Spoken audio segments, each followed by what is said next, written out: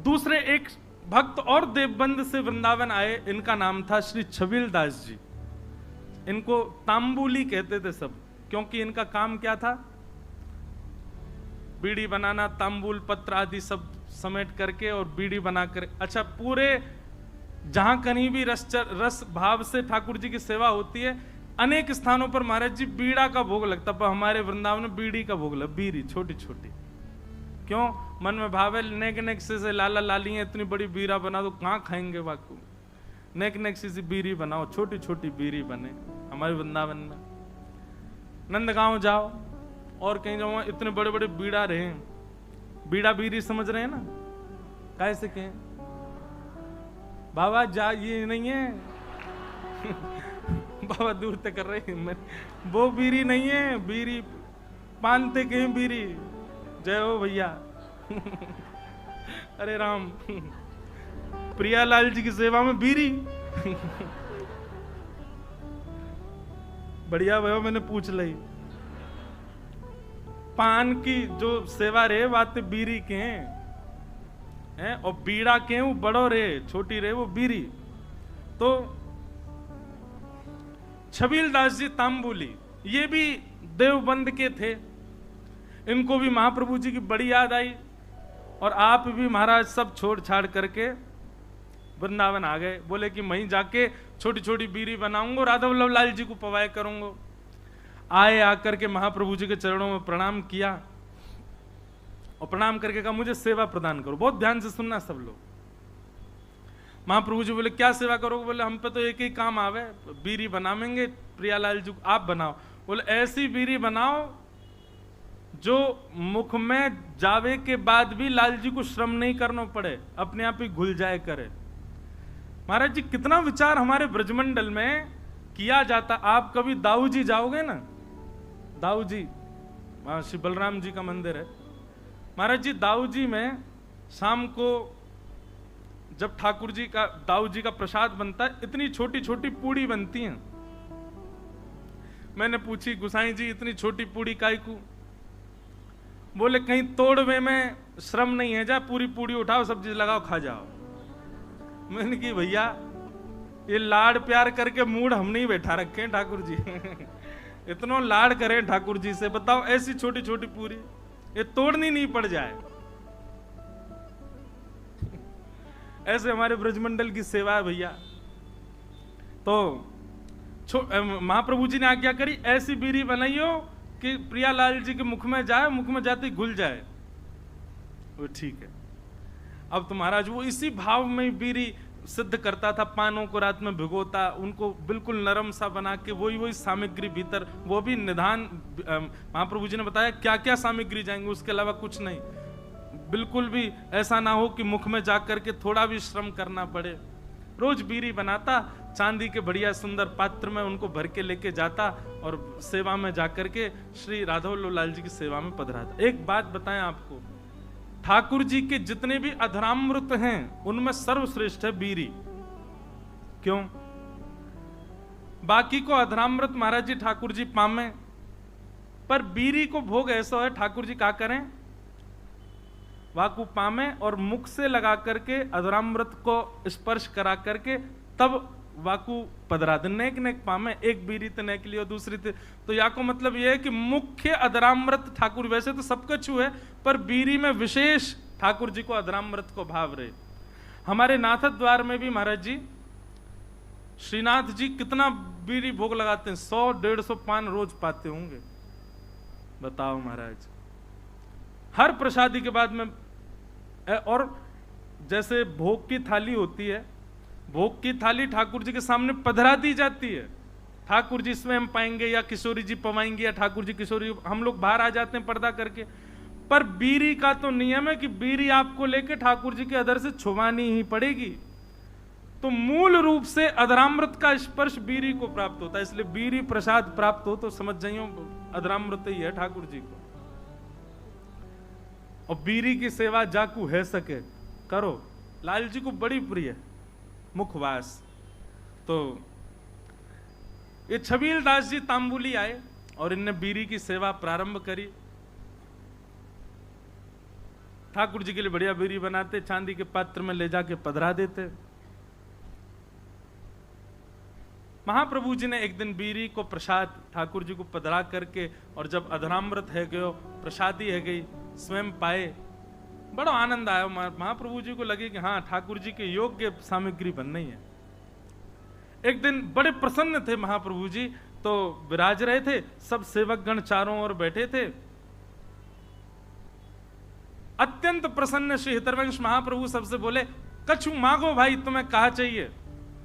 आज मैं इतना प्रसन्न हूं, आज प्रियालाल जी को ऐसा दर्शन भयो है, इतनो आनंद मन में उमड़ रहे हो कि मन एरो जो मांगोगे सो दूंगो, बताओ क्या चाहिए। चरण दबा रहे थे छबील दास जी तांबुली, कोई हाथ दबा रहे हैं, सब सेवा कर रहे हैं। हाँ भाई तांबुली छबील दास, तू बता क्या चाहिए। तेरी बीरी पाई, बहुत बहुत स्वाद, और बिल्कुल ऐसा लग रहा हो कि हाँ प्रियालाल जी को सुख मिलता होगा, बता कहा चाहिए। आहा, छबील दास तांबुली चरण दबाते दबाते बोले, जो मांगूंगा सो दोगे। महाप्रभु जी बोले, कहा चाहिए बता, आज्ञा कर।